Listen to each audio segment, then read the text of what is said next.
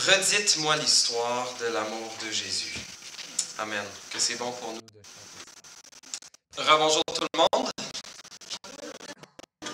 Content d'être avec vous. Content de pouvoir ouvrir la parole de Dieu avec vous. La bonne nouvelle de l'Évangile. Dites-moi, pour nous racheter, prions. pour nous donner une espérance vivante, une espérance de vie éternelle. Seigneur notre Dieu, Une véritable raison de vivre. merci pour cette merveilleuse histoire. Merci pour cette Transformer, merveilleuse, Seigneur, pour cette œuvre. Je te la prie, bonne nouvelle de lis l'Évangile. ta parole alors qu'on termine ce matin. Dieu qui est venu notre confession de foi nous d'église. racheter de nos, pour nous donner une espérance vivante, une espérance de vie éternelle, pour nous donner une véritable raison de vivre, pour nous transformer. Merci. Je prie alors qu'on termine cette série sur notre confession de foi d'Église, que tu puisses parler à chacun de nos cœurs, ô notre Dieu. Je te prie que ce message ne soit pas aride ou sec, mais vienne prendre racine dans nos cœurs et porter du pour toi, pour ta dans ton Fils Jésus. On termine aujourd'hui notre série de 10 messages sur notre confession de foi, un résumé de ce que notre Église croit. Les gens qui deviennent membres donc affirment d'accord avec ces éléments-là. Je suis d'accord avec ces éléments de la confession de foi. Et on voulait prendre le temps cet automne de, à travers de notre confession de foi, un article à la fois. Et aujourd'hui, on termine avec il était une fois les symboles. De ce style, les symboles. Et dans d'autres dénominations, dans d'autres types d'églises, on pourrait appeler ça les sacrements ou les ordonnances. Ce sont des mots qui peuvent être synonymes, mais ça dépend du sens qu'on donne à chacun de ces mots. Moins de grâce que Dieu a donné à son Église, des choses que Dieu nous a données comme Église, comme croyants, grandir ensemble pour goûter davantage de la grâce de Dieu. Il nous a parlé de l'enseignement, il nous a parlé de la prière, les dons spirituels, la redevabilité, les offrandes, l'évangélisation, les bonnes œuvres. Et une des choses qu'il a mentionné aussi, c'était les symboles, les ordonnances, le baptême et le repas du Seigneur. C'est une des choses que nous faisons comme chrétiens, que nous faisons comme Église. Je ne sais pas si Raphaël, il y a une prochaine slide où j'ai mis la confession de foi de l'Église ici, l'article 9, justement qui traite de la question des symboles. Je vous le lis, il est à l'écran. Nous croyons qu'il y a 2 symboles seulement pour l'Église, observés régulièrement dans le Nouveau Testament dans l'ordre suivant. Premièrement, le baptême, qui est l'immersion du croyant dans l'eau, par lequel il obéit au commandement de Christ et démontre son identification avec Christ en sa mort, son ensevelissement et sa résurrection. Et ensuite, deuxièmement, le repas du Seigneur, qui est la commémoration par laquelle le croyant Spirituel, la redevabilité, les offrandes, l'évangélisation, les bonnes œuvres. Et une des choses qu'il a mentionné aussi, c'est proclamant sa mort jusqu'à les symboles, les ordonnances, à propos de ces le baptême, le repas du Seigneur, qui est la commémoration par laquelle le croyant a sa part des 2 éléments, le pain et le vin, ou fruit de la vigne, lesquels symbolisent le corps et le sang versé du Seigneur, proclamant sa mort jusqu'à ce qu'il vienne. Donc tout d'abord, qu'est-ce que sont spécialisés 7 lors du Concile de Trente, qui avait lieu de 1545 à 1543. La confirmation qui se fait plus tard, l'Eucharistie ou la communion, que nous on appelle le repas du Seigneur ou la Sainte Seine. Ensuite, il y a la réconciliation ou la confession des péchés, l'onction des malades, l'ordination pour devenir diacre, prêtre ou évêque et le mariage. Et une des choses qui est particulière de la foi catholique, la confession de foi catholique, c'est que ces 7 sacrements, ils agissent peu importe la foi des gens qui participent au sacrement. De participer au sacrement de l'Église, l'Église les administre et ils communiquent une grâce certaine en eux-mêmes. Ils confèrent la grâce immédiatement. Alors, les protestants, c'est une des choses avec lesquelles ils ne voyaient pas cet enseignement-là au niveau biblique. On va regarder certains des détails aujourd'hui. Eh bien, qu'on parle de sacrement, qu'on parle d'ordonnance ou qu'on parle de symbole, ça dépend de la définition qu'on donne à ces mots. Donc, certains protestants sont à l'aise d'utiliser le mot sacrement, mais pas dans le même sens que les catholiques l'utilisent. Aujourd'hui, pour éviter toute forme de confusion, je vais utiliser les termes symbole ou ordonnance. Et nous croyons qu'il y en a deux que le Seigneur Jésus nous a donnés. Donc, qu'est-ce qui est particulier de ces deux symboles, ces deux ordonnances, pour les désigner à part? Qu'est-ce qui les distingue d'autres éléments de la foi chrétienne, comme la prière, l'étude et l'enseignement de la Bible, le partage de notre foi, l'entraide? Eh bien, les symboles ou les ordonnances sont des pratiques spirituelles qui utilisent les sens, le toucher, le goûter, la vue, pour communiquer une réalité. L'ordination, comme la prière, l'étude et l'enseignement de la Bible, le partage de notre foi, l'entraide. Eh bien, les symboles ou les ordonnances sont des pratiques spirituelles qui utilisent les sens, le toucher, le goûter, la vue, pour communiquer une réalité d'une grâce intérieure et invisible. Le Nouveau Testament donc nous enseigne deux pratiques spirituelles qu'on appelle symboles ou ordonnances qui nous a été données par le Seigneur Jésus. Le baptême et le repas du Seigneur ou la Sainte Seine. Et on va dans les écrits du Nouveau Testament, mais aussi que les croyants les ont mis en pratique. Certains protestants, par exemple, prenaient le texte où Jésus a lavé les pieds de ses disciples dans Jean 13 et a dit « Vous aussi faites de même ». Et en sont venus à la conclusion, OK, est-ce qu'on devrait, Jésus nous dit pour le repas du Seigneur, alors vous aussi faites de même, vous lavez les pieds, est-ce que ça veut dire qu'on devrait se laver les pieds les uns les autres aussi? Peut-être, mais on voit pas dans le restant du Nouveau Testament que les disciples ou les apôtres pratiquent ça d'une façon littérale. Je pense, et c'est la position de la majorité des chrétiens. Un exemple concret de laver les pieds de ce que voulait dire le service et l'humilité. Et Jésus disait, de même que je vous ai lavé les pieds, quelque chose de fonctionnel, quelque chose que normalement c'était les serviteurs ou les esclaves qui faisaient, certainement pas le maître. Jésus a dit, vous aussi, et c'est ce qu'il voulait dire, vous aussi servez-vous les uns les autres. Ne cherchez pas les positions élevées, vous aussi mettez-vous au service des autres. Recherchez le service dans l'humilité. Alors, nous voyons ces deux ordonnances qui sont les ordonnances, le baptême utilise l'eau, le repas du Seigneur utilise le pain et le vin ou le jus de raisin. Et ce sont des réalités matérielles qui sont extérieures, qui sont visibles, mais qui sont secondaires, car elles témoignent, elles symbolisent une réalité spirituelle qui est primaire, intérieure et invisible.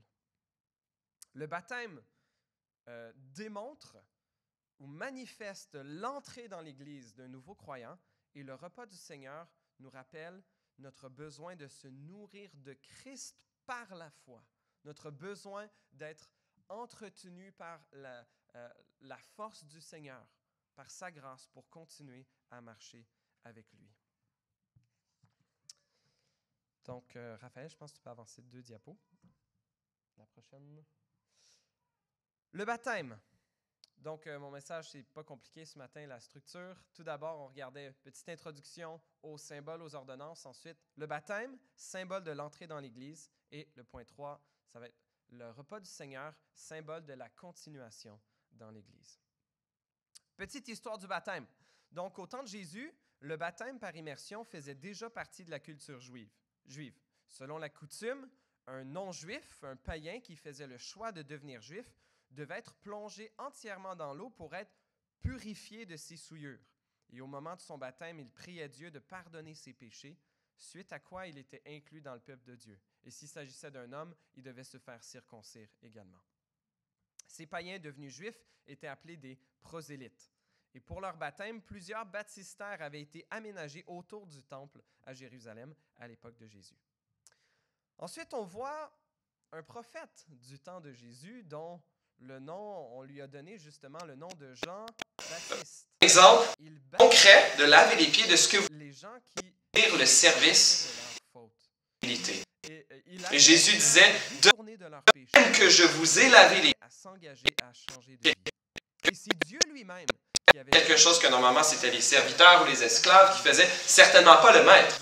Le nom de Jean-Baptiste. Il baptisait les gens qui se détournaient de leurs péchés et il les appelait à s'engager, à changer de vie. Et donc le baptême Et c'est Dieu lui-même qui avait donné le mandat à Jean-Baptiste de baptiser d'eau. Dans Jean 1,33, il dit « Celui qui m'a envoyé baptiser d'eau ». Et Jean annonçait un autre qui allait baptiser de Saint-Esprit et de feu. Et donc le baptême que Jean-Baptiste ministrait servait à préparer la venue du Messie, le Christ, qui avait été annoncé par les prophètes de l'Ancien Testament, comme celui qui allait venir sauver le peuple de Dieu. Dieu commence son ministère ensuite en se rendant pour voir Jean-Baptiste pour être lui-même baptisé. Mais Jean-Baptiste baptisait les gens comme symbole de leur désir d'être lavés de leurs fautes, de se détourner de leurs fautes et de vivre une vie consacrée à Dieu. Et lorsque Jésus est arrivé à Jean-Baptiste, justement, Jean lui a dit « Mais non, je n'ai pas besoin de te baptiser. C'est moi qui devrais te demander de me baptiser. » Mais Jésus a dit « Non, baptise-moi afin que justice soit faite. » Parce que Jésus est en train de faire trois choses dans son baptême. Tout d'abord, c'était un acte d'identification.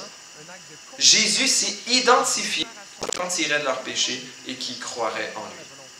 C'était deuxièmement un acte de consécration, une déclaration publique du dévouement de Jésus à faire pleinement la volonté de son Père. Et troisièmement, c'est une préfiguration. Son baptême préfigurait sa mort et sa résurrection qui rendrait le salut possible. Et suite justement à cette mort, cette résurrection de Jésus, un des derniers commandements qu'il donne à ses disciples et qui est bien connu par s'approche ses disciples, il leur dit « Tout pouvoir m'a été donné dans le ciel et sur la terre. Allez, faites de toutes les nations des disciples, baptisez-les au nom du Père, du Fils et du Saint-Esprit et enseignez-leur à mettre en pratique tout ce que je vous ai prescrit. Et moi, je suis avec vous tous les jours jusqu'à la fin du monde. » Et on voit dans les chapitres qui suivent, dans les Actes des Apôtres, que les apôtres vont annoncer l'Évangile, annoncer la repentance, encourager les gens à se détourner de leurs fautes, à croire en Jésus et à se faire baptiser. Et on voit à travers les actes plusieurs personnes qui se font baptiser. Deuxième question ici, donc quel est le mode habituel ou quel devrait être le mode du baptême? Par mode, on signifie de quelle façon le baptême est-il administré. Donc, dans l'Église catholique, on prend un peu d'eau bénite et on l'asperge ou c'est aspersion qu'on appelle ça, qui a quelques gouttes sur le front, sur la tête de la personne, un baptême par aspersion. D'autres traditions chrétiennes pratiquent un baptême par versement, donc il y a une coupe, par exemple, qui est versée sur la tête de la personne qui se fait baptiser. Et il y a un troisième mode de baptême qui est le baptême par immersion où la personne est complètement plongée dans l'eau et en ressort. Alors, comme Église baptiste, c'est une de nos convictions que le baptême devrait se faire par immersion pour différentes raisons. Pour trois raisons. Tout d'abord, c'est le sens naturel des mots baptisé et baptême. Donc, les mots baptisé et baptême en français sont des noms religieux. C'est des mots religieux, mais à l'époque, baptisé, baptême, ça voulait simplement dire plonger, laver, immerger. C'était un mot commun. On pouvait plonger des ustensiles, on pouvait baptiser des ustensiles dans l'eau pour les laver, par exemple, ou baptiser une tunique dans l'eau colorée pour la teindre. Donc, c'était des mots qui voulaient simplement dire plonger ou immerger. La deuxième raison qu'on croit que l'immersion est le mode biblique du baptême, c'est parce que c'est ce qui est le plus logique, qui ressort des descriptions qu'on voit des baptêmes dans le Nouveau Testament. Quand Jean baptise dans le Jourdain, Marc 1, verset 5, ça dit que les gens venaient se faire baptiser par lui dans l'eau du Jourdain. Jean 3, 23 nous dit aussi que Jean baptisait à Énon près de Salim parce qu'il y avait là beaucoup d'eau et l'on s'y rendait pour être baptisé. Si ça avait été suffisant simplement d'asperger ou de verser, il aurait pu faire ça un peu n'importe où. Il y avait des puits un peu partout. Donc, ça n'aurait pas été nécessaire d'être à un endroit où il y avait beaucoup d'eau. Donc, Jean baptisait à un endroit où il y avait beaucoup d'eau. Donc, ça découle de cela que les gens étaient plongés dans l'eau.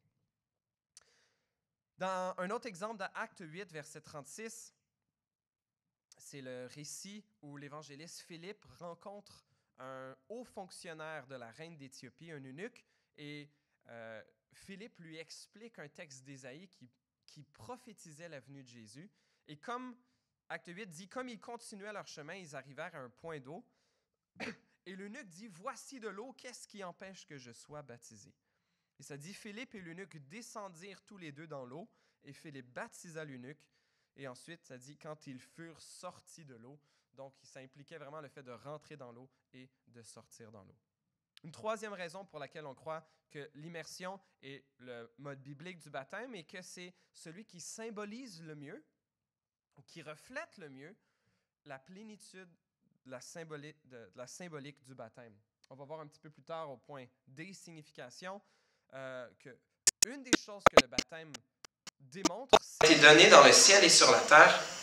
Allez, faites de toutes les nations des disciples, baptisez-les au nom du Père. On est plongé dans l'eau, on démontre du Fils et du Saint-Esprit, et enseignez-les. Enseignez-leur à mettre en pratique. Quand on est plongé, Une des choses que le montre, c'est notre union, l'ensevelissement et la résurrection. Et lorsque on est plongé on démontre sa mort, quand on est plongé dans l'eau comme enseveli avec lui et ensuite comme ri avec lui par la foi en lui. Le baptême est-il nécessaire au salut? Nous voyons dans les apôtres, les nouveaux chrétiens se faisaient baptiser souvent le jour même de leur conversion.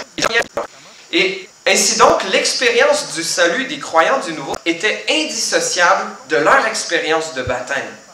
Et c'est à cause de ça, prêt à croire que le baptême est nécessaire, car il faisait si intimement partie de la réponse au message de l'Évangile.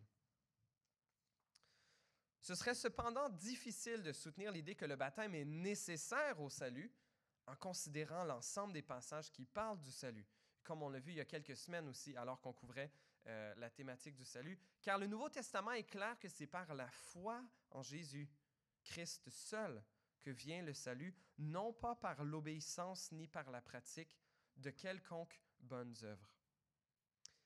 Un exemple, c'est dans Luc 23, 43, la réponse de Jésus au malfaiteur repentant, crucifié à son côté. Malfaiteur qui n'a pas eu le temps de se faire baptiser avant de mourir. Or, Jésus lui dit, « En vérité, je te le dis, aujourd'hui tu seras avec moi dans le paradis. » Je vous lis un texte dans 1 Jean 5, versets 11 à 13. Dit ceci, « Or voici ce témoignage, Dieu nous a donné la vie éternelle, et cette vie est dans son Fils. Celui qui a le Fils a la vie. Celui qui n'a pas le Fils de Dieu n'a pas la vie. Je vous ai écrit à cela, à vous qui croyez au nom du Fils de Dieu, afin que vous sachiez que vous avez la vie éternelle. » La vie éternelle vient de la foi en Jésus-Christ. Et le baptême n'est pas nécessaire pour le salut. Ce n'est pas un moyen de devenir enfant de Dieu ou d'être lavé de nos fautes. C'est le symbole extérieur, physique, visible et public d'une réalité spirituelle intérieure. Spirituelle, invisible et personnelle. Quelle est donc la signification du baptême? Ou juste avant, malgré que le baptême ne soit pas nécessaire au salut, le baptême est un des premiers actes d'obéissance au Seigneur qu'un chrétien devrait faire. Le Seigneur Jésus, quand il donnait ce commandement à ses disciples, « Allez, faites de toutes les nations des disciples et baptisez-les au nom du Père, du Fils et du Saint-Esprit. » C'est un acte d'obéissance envers le Seigneur que de faire cette déclaration publique, cette démonstration publique que le Seigneur Jésus a changé notre vie et que nous voulons maintenant le suivre. Que signifie le baptême? Donc, comme je l'ai mentionné tantôt, Une des significations du baptême est notre symbole d'union avec Jésus-Christ dans sa mort, son ensevelissement et sa résurrection. Romains 6, versets 3 et 4 nous dit ceci. « Ignorez-vous que nous tous qui avons été baptisés en Jésus-Christ, c'est en sa mort que nous avons été baptisés. Par le baptême en sa mort, nous avons donc été ensevelis avec lui, afin que comme Christ est ressuscité par la gloire du Père, de même nous aussi, nous menions une vie nouvelle. » Dans Colossiens 2, verset 12, Paul fait un autre lien entre le baptême et la mort, la résurrection de Jésus en disant ceci. « Vous avez en effet été ensevelis avec lui par le baptême, et vous êtes aussi ressuscités en lui et avec lui par la foi en la puissance du Dieu qui l'a ressuscité. » Le baptême témoigne donc de cette union indissociable avec notre Sauveur. Une autre symbolique du baptême, c'est le symbole de notre mort à notre ancienne vie et d'une nouvelle naissance avec le Seigneur. La Bible nous dit que par la foi en Jésus, alors que nous nous détournons de nos fautes et que nous demandons au Seigneur d'être notre Maître, notre Roi, notre Seigneur, nous mourrons à notre ancienne vie et c'est ce que le Seigneur nous appelle à faire, à être prêt à mourir à nous-mêmes pour le suivre.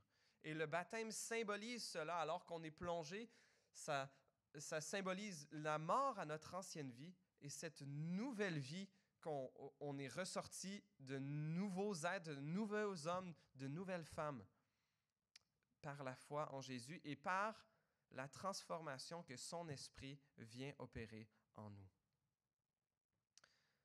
Troisième symbolique, le lavement de nos péchés. Être plongé dans l'eau symbolise aussi comment le nouveau croyant a été lavé de ses fautes, c'est-à-dire pardonné par le sang de Jésus qui est en un sens symbolisé par l'eau du baptême. Ce n'est pas l'eau du baptême, mais le sang de Jésus qui nous purifie de tout péché. Et dernière signification du baptême, il s'agit d'un engagement. Un engagement, c'est une occasion unique de témoigner de notre foi. C'est une annonce de l'Évangile par sa symbolique puissante et c'est un engagement réel, donc et volontaire du croyant devant Dieu et devant les témoins de son baptême qu'il a décidé de suivre Jésus jusqu'à la fin de ses jours. 1 Pierre 3, 21 dit ceci. Je pense qu'il parle du déluge. Il dit c'était une figure. Nous aussi maintenant, nous sommes sauvés par un baptême qui ne consiste pas dans la purification d'une impureté physique, mais dans l'engagement d'une bonne conscience envers Dieu. Il nous sauve à travers la résurrection de Jésus-Christ. C'est intéressant, Pierre fait un parallèle entre le déluge, qui était un acte de jugement de Dieu, où seuls ceux qui étaient dans l'arche ont été sauvés, mais Pierre dit ils ont été comme baptisés dans ce jugement de Dieu, mais ils ont été préservés. Et une dernière symbolique du baptême, c'est d'être passé. L'idée que le baptême est nécessaire au salut, en considérant indemne, protégé par Dieu. l'ensemble des passages qui parlent du salut. Comme on l'a vu, il y a seuls ceux qui étaient dans l'arche ont été préservés. Et une dernière symbolique du baptême, c'est d'être passé par le jugement de Dieu, mais d'en être sorti indemne, protégé par Dieu, en fait parce que Jésus a pris notre place. Qui donc devrait être baptisé? Dans l'Église et dans certaines traditions chrétiennes, on baptise les enfants lors de leur conviction. Nous, dans le Seigneur Jésus. Dans le Nouveau Testament, on voit que c'est ceux qui ont reçu la parole de Dieu et qui ont cru qui se font baptiser. Dans Acte 2, verset 41, on voit que ce sont ceux qui acceptèrent la parole de Pierre qui furent baptisés. Dans Acte 8, verset 12, parle des Samaritains, je crois, quand ils eurent cru à Philippe qui leur annonçait la bonne nouvelle du royaume de Dieu et du nom de Jésus-Christ, hommes et femmes se firent baptiser. Ou encore dans Acte 10, verset 44, Pierre parlait encore quand le Saint-Esprit descendit sur tous ceux qui écoutaient la parole. on a cette progression, les Juifs à Jérusalem, les Samaritains ici, on est avec des non-Juifs, avec des païens, un chef d'armée romaine, Corneille. Et donc le Saint-Esprit descendit sur tous ceux qui écoutaient la parole. Tous les croyants circoncis qui étaient venus avec Pierre furent stupéfaits de ce que le don du Saint-Esprit était versé même sur les non-Juifs. En effet, ils les entendaient parler en langue et célébrer la grandeur de Dieu. Alors Pierre dit, « Peut-on refuser l'eau du baptême à ceux qui ont reçu le Saint-Esprit tout comme nous? » Et il ordonna de les baptiser au nom du Seigneur.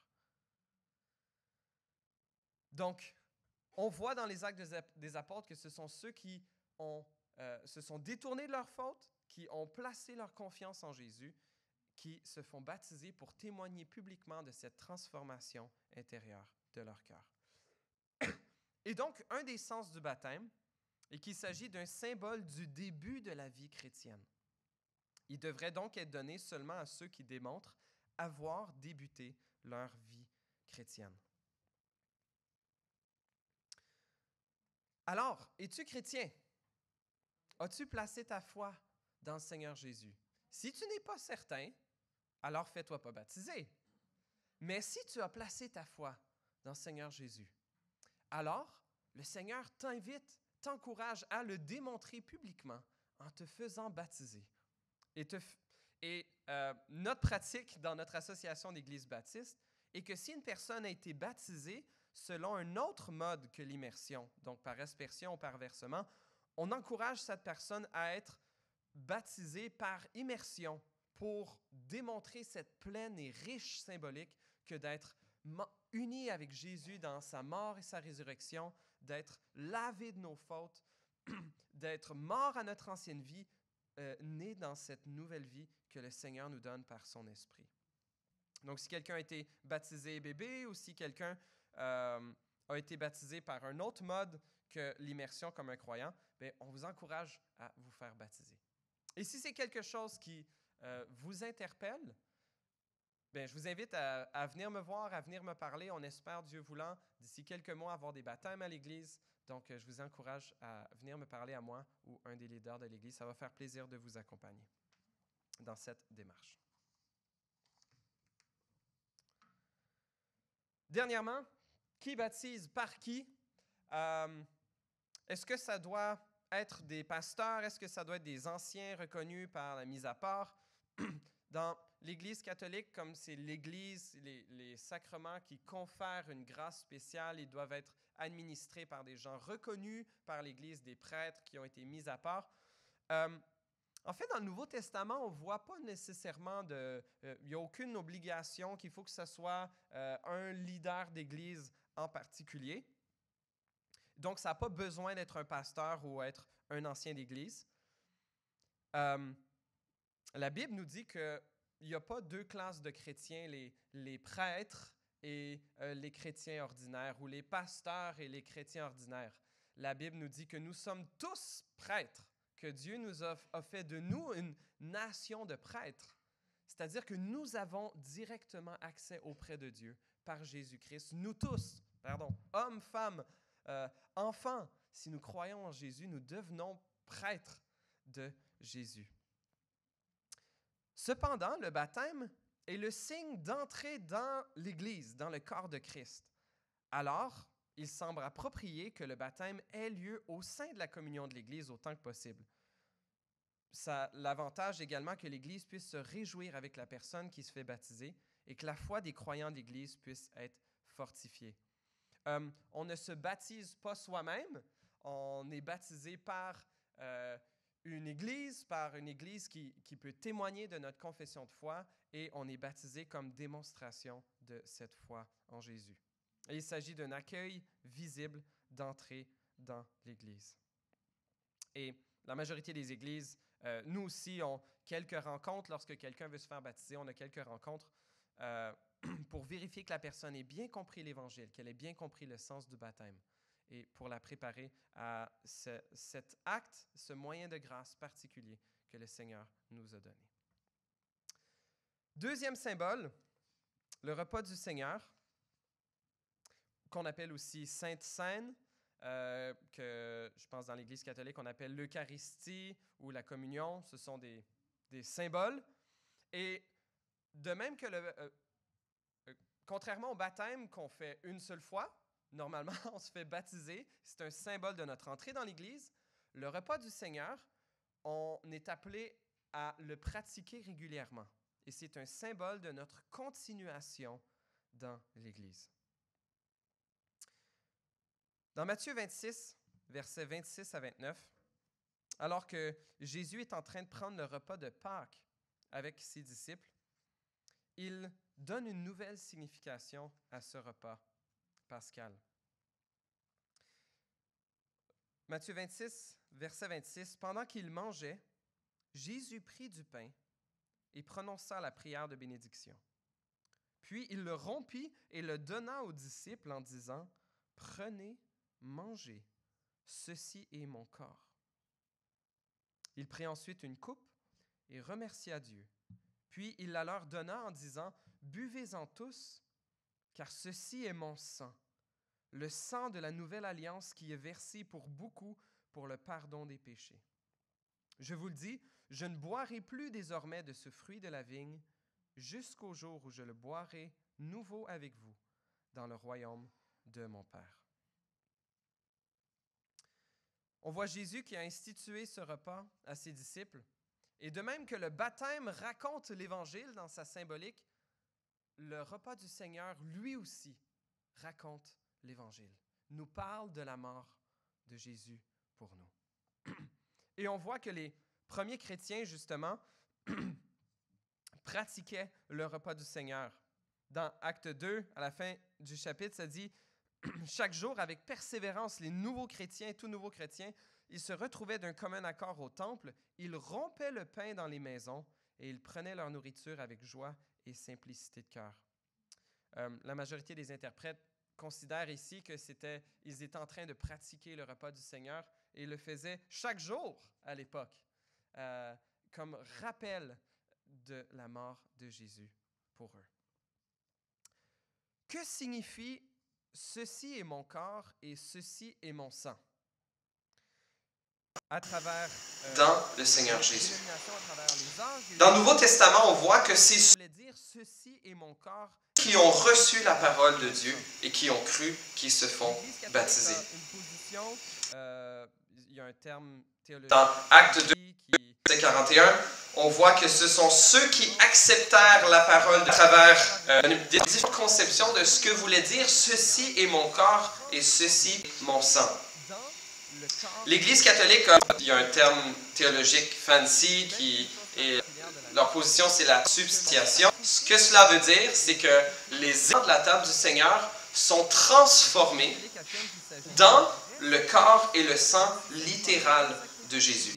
Même une chose particulière de la messe catholique, c'est que le sacrifice de Jésus est répété comme officiel ininterrompu de Jésus-Christ. Cette position a plusieurs problèmes. Un d'entre eux, c'est que la Bible, le Nouveau Testament est clair que le sacrifice de Jésus a été accompli une fois pour toutes. Et dans l'Épître aux Hébreux, ça répète à plusieurs reprises en chapitre 9 et 10, je crois que Jésus a donné son corps une fois pour toutes, que ce sacrifice est terminé. Et quand Jésus est mort, il a dit « tout est accompli ». Son sacrifice n'a pas besoin d'être répété à chaque manche ou à chaque fois qu'on prend le repas du Seigneur. Il a été accompli une fois pour toutes.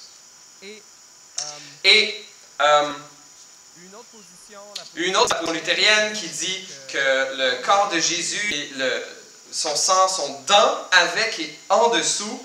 Une autre position théologique, ils disent c'est pas que le vin et le pain sont transformés, mais c'est comme Jésus, il vient dedans. Comme dans une éponge, l'éponge reste là quand on la remplit d'eau, mais là, Jésus vient être comme l'eau dans l'éponge.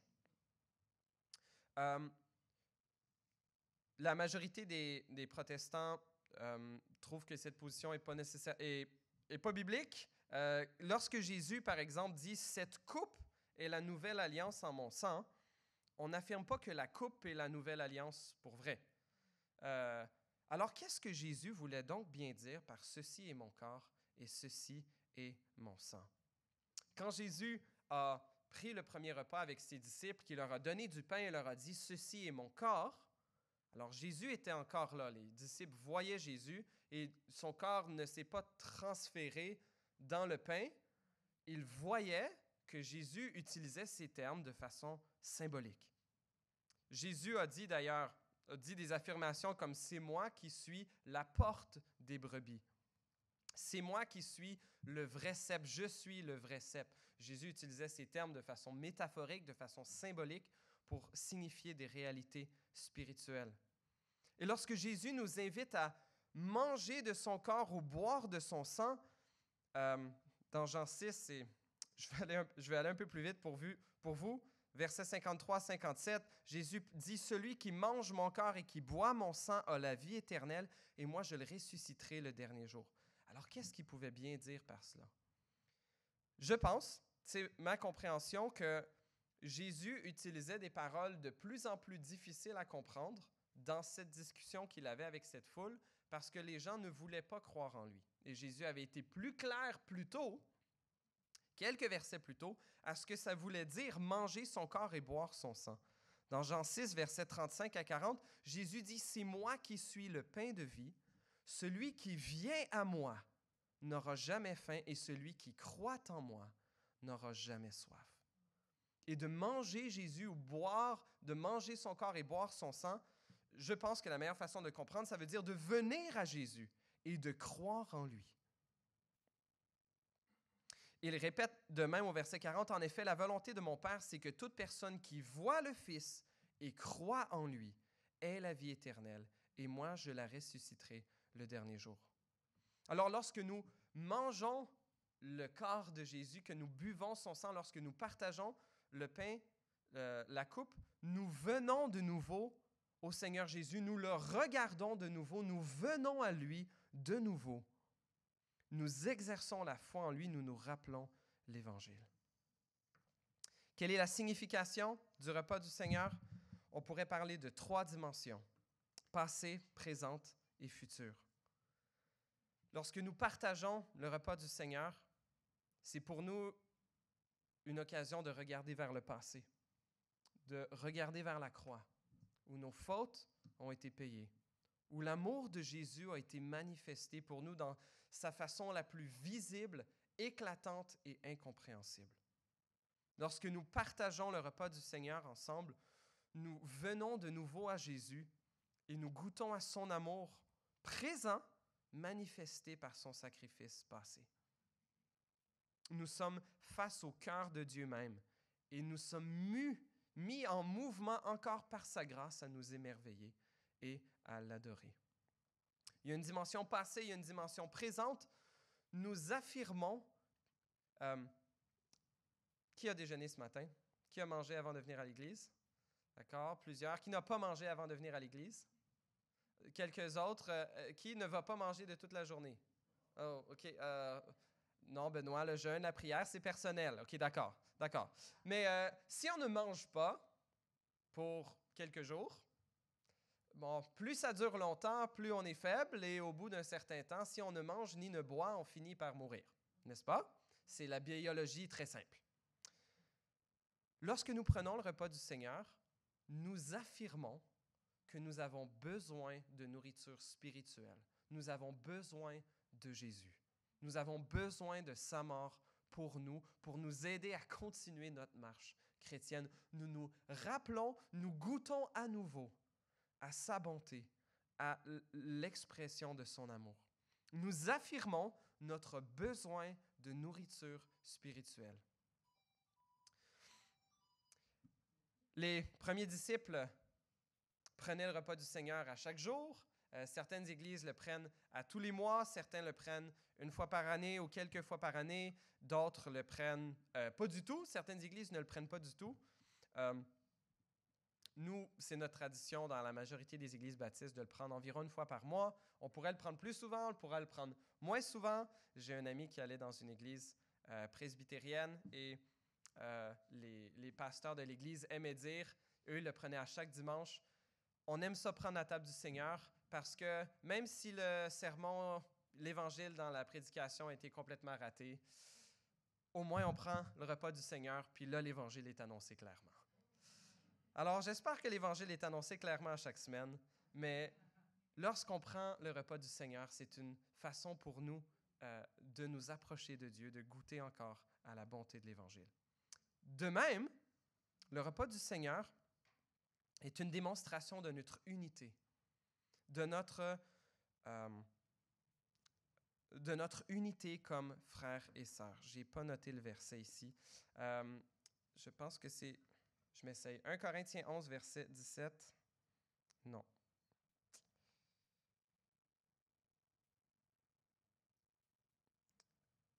Je suis désolé, je ne l'ai pas mis ici, mais il est question de partager un même pain. C'est un passage qui parle de même que nous partageons un même pain, nous sommes un même corps.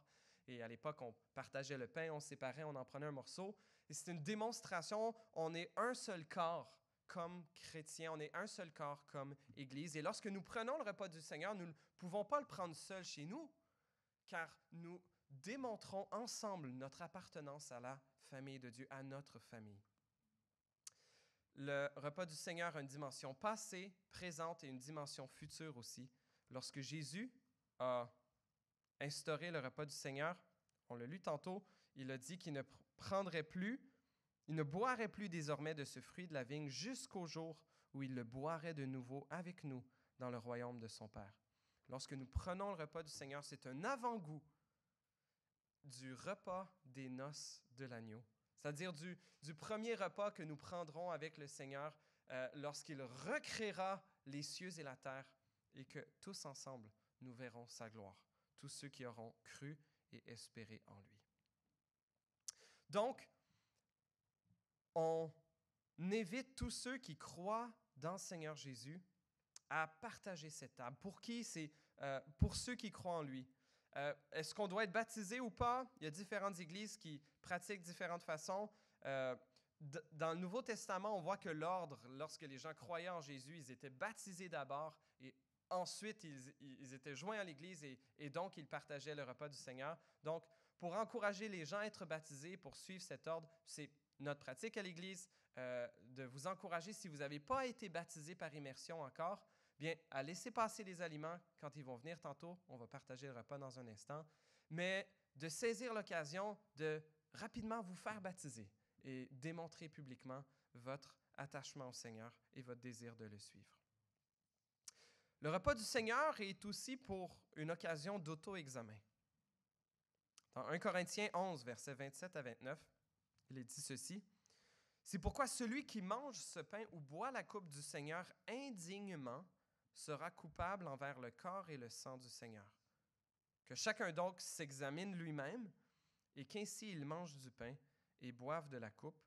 Car celui qui mange et boit sans discerner le corps du Seigneur mange et boit un jugement contre lui-même. » Lorsqu'on partage le repas du Seigneur, c'est une occasion pour nous de réfléchir à nos vies. Est-ce que nous avons des péchés que nous ne voulons pas délaisser? Est-ce que nous avons une opportunité de nous repentir de nos fautes, même comme croyants, et d'être pleinement consacrés au Seigneur Jésus? Cependant, cet auto-examen ne concerne pas juste notre vie personnelle.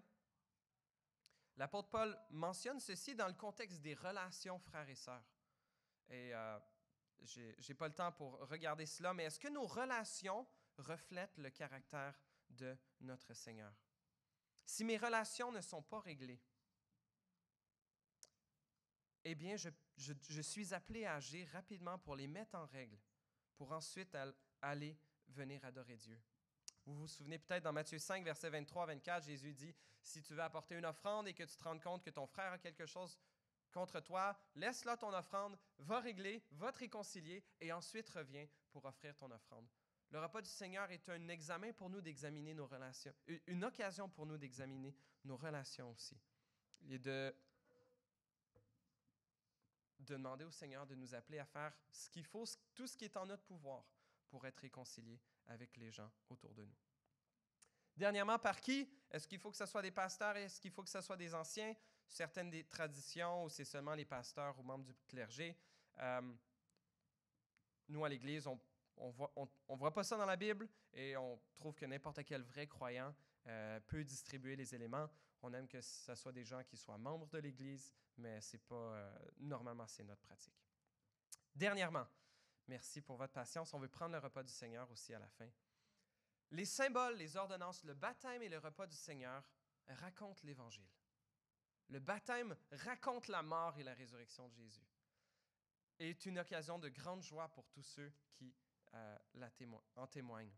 Le baptême est lorsque nous repensons à notre baptême, c'est une occasion pour nous d'être fortifiés dans notre foi. Oui, je me suis engagé à suivre le Seigneur Jésus. J'ai été lavé de mes fautes.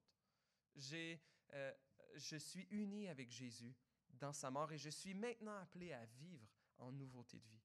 Le repas du Seigneur raconte... Ils disent, c'est pas que le vin et le pain a été brisé pour nous à la croix. transformé, mais c'est comme Jésus, il vient. Quel est ton prochain pas, cher ami? Quel est ton prochain pas à prendre face à ces ordonnances? Peut-être que ton prochain pas... Raconte lui aussi l'Évangile. Le corps de Jésus qui a été brisé pour nous à la croix. Son sang qui a été versé pour nous. Quel est ton prochain pas, cher ami? Quel est ton prochain pas à prendre? Ton prochain pas, c'est de placer ta foi en Jésus. Ou peut-être que ton prochain pas avant ça, c'est de fouiller un peu plus là-dessus. C'est de lire la Bible, de lire les évangiles, de voir qu'est-ce que Jésus a dit à propos, qu'est-ce qu'il a fait. Quelqu'un autour de toi, un cri de confiance, poser tes questions pour étudier la Bible ensemble. Peut-être que au point où le prochain pas, c'est de mettre ta confiance en Jésus, de lui dédier ta vie. Peut-être que ton prochain pas, c'est de te faire baptiser. Peut-être que ton prochain pas, c'est que tu as une situation dans ta vie, un péché dans ta vie qui n'est pas au clair, qui n'est pas en règle avec Dieu. Eh bien, je t'encourage, le Seigneur t'encourage, ne tarde pas. Ne tarde pas. Et, pour plusieurs d'entre nous, le prochain pas maintenant, riche de cette, je l'espère, de la plénitude de la signification du repas du Seigneur, eh bien, je vous invite à le partager avec reconnaissance, avec adoration, avec une raison de servir notre Rédempteur. J'inviterai Emmanuel et Irène à venir nous diriger dans un chant et j'inviterai Rachel et Benjamin à distribuer les aliments.